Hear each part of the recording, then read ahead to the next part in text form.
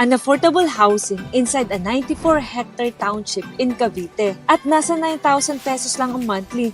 Totoo kaya yan? Tingnan nga natin.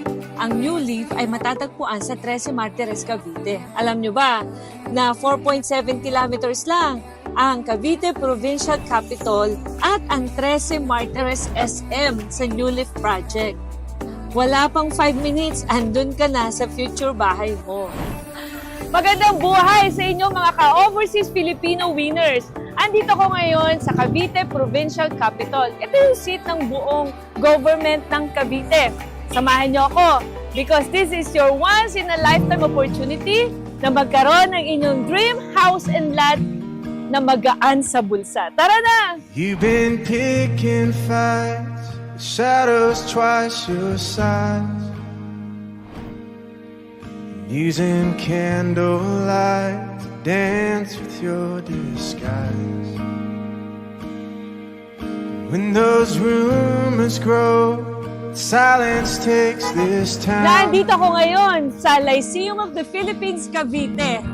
Ang future school ng inyong mga anak. Alam niyo ba na sobrang ganda ng eskwelaang ito because of their architectural and landscape design.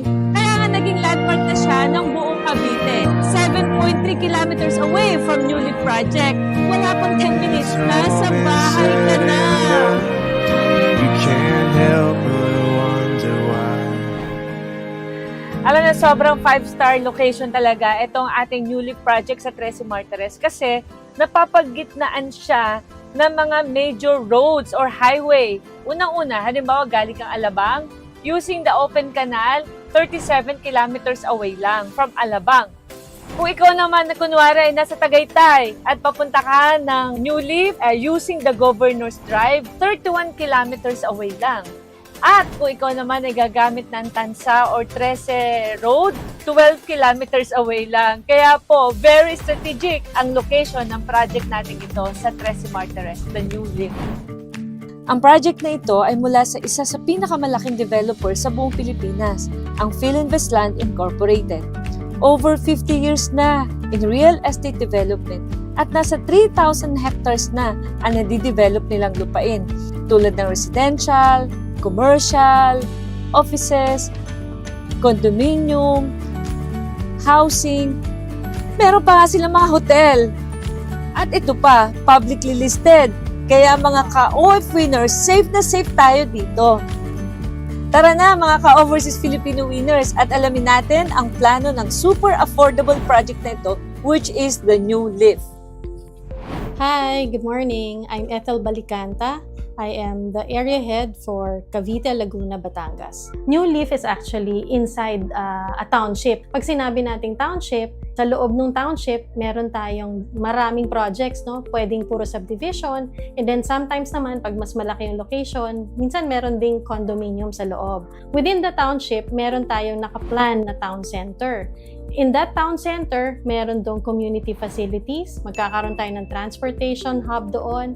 Potentially, we will also have a church and an educational institution sa loob. Kasi ang intention natin, yung town center na yon, yan lahat yung magpo-provide ng basic needs ng mga residents na mapupunta sa loob ng township. So, ang New Leaf is a 94-hectare township, no? Ang impression is ang township, para lang yan sa mga high-end. That's not true. That's not true anymore. In fact, ang very first project natin dito is Rosewood, which is a socialized project, and itong New Leaf na low affordable. Actually, last chance na natin to para maging part ng township sa napakababang presyo. Kasi after these two projects, alam nyo ba, mataas na. Hindi na siya yung affordable. Pataas ng pataas. As we all know, globally, tumaas na ang presyo ng construction materials and even yung, actually ang isang maganda dito is yung tumaas na rin ang land value ng Cavite. It's very fortunate that Philinvest has the biggest land bank. Kaya kaya pa natin na mag-offer ng multiple products para sa ating mga OFWs. Actually, hindi ito ang first project namin na township. Meron na kaming San Rafael Estate sa Bulacan. Meron tayong Ciudad de Calamba in Laguna.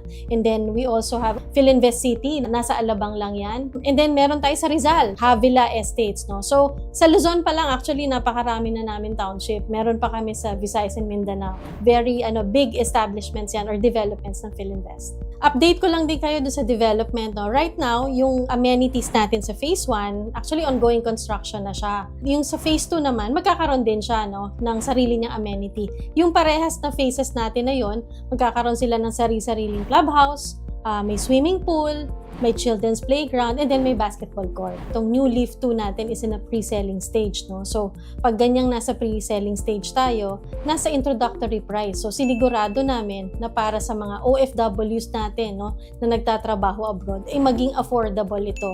Maliit na hulog, pero pag umuwi ka, alam mo na meron kang bahay na sa'yo na pwede mo uwian. Okay mga ka-OF readers, silipin natin ang mga model unit. Pasukin natin ang model unit ng Bernice. Ito ang pinaka-affordable. Dito pwede kayong magsimula and then kayang-kaya nyo pang i-expand. Ang bahay na ito ay ita-turn over base sa finishing na nakikita nyo. Ibig sabihin, nakapintura na siya. May kitchen at toilet at meron ding provision for 1 bedroom. Nasa 27 square meter ang livable floor area. Pero ang lot area ay 70 square meter. Kaya pwede ka talagang mag-expand.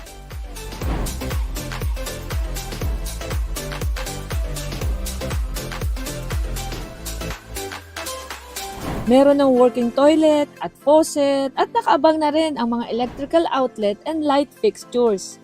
Ito naman ang view na makikita mo. May space pa sa gilid, hindi dikit-dikit. Ganon din sa likod at sa harap. Wow! Ayan no!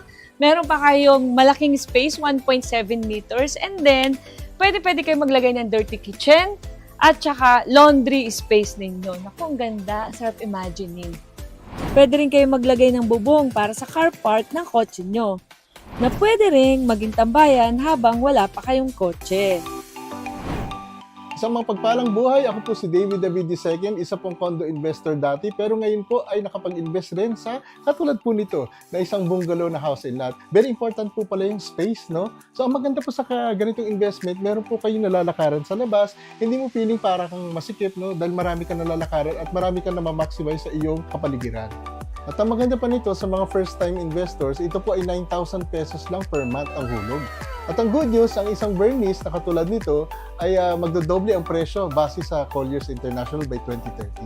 At para sa mga nagtatrabaho naman sa Manila, ang maganda po sa Cavite, ito po yung pinakamalapit na, south of Manila actually. No? At maganda po dito ay very affordable pa kumpara sa Manila na napakamahal na.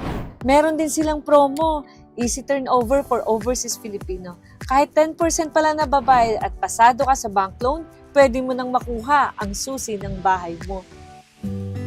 At kung nabitin kayo sa space nyo sa single story, meron din tayong 2-story option. Nakakasya ang buong pamilya mo. Ito ang Diana model.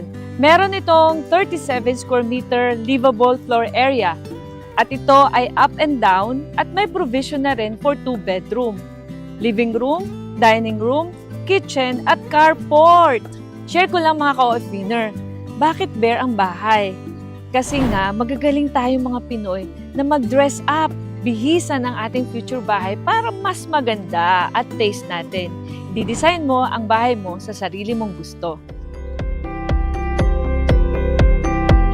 Hello po, ako po pala si Aldrin S. Ganancial po, 33 years old. Isa po akong fourth engineer po sa Barpo. Isang malaking ko po ito, accomplishment po sa buhay po na nakapagpundar po ako ng bahay at lupa. Inspirasyon na din po sa mga kapwa ko OFW po na at early age dapat mag-invest na po sila as soon as possible. Kasi po alam po, aware po ako na every year po tumataas po yung value po nung property po. Yung goal ko po kasi as OFW, ayaw ko po na tumagal sa pagbabar ko. Kaya as early as possible, mag-invest na po. Kasi yung plano ko po is kukuha ng mga units tapos papaupahan. Sa mga kapwa ko po, OFW po, maganda po na mag-invest na po tayo po as early as possible po. Ngayon po, meron po doon sa may New Leaf po, mga available units. Pagkakaalam po, paubusan na po doon. Kaya ano pang iniintay nyo?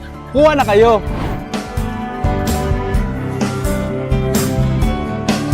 Nako, napakasarap po ng weather dito sa New Leaf. Kung napapansin nyo, malakas ang hangin, hindi siya mainit. Yung po pala, etong part na to ng Trece Martires ay mataas. Kaya po, make sure na huwag niyong palampasin ang opportunity na ito. Kasi ito ay pre-selling pa lang. Kaya sa halagang 9,000 pesos monthly, pwede na kayong magkaroon ng sariling bahay at lupa and you'll get to spend a safe and quality time with your family. O mga ka-OF feeders, to learn more about the New Leaf project, just contact our Freedom Business Partners. Habang bata pa tayo, mag-start na tayo before it's too late.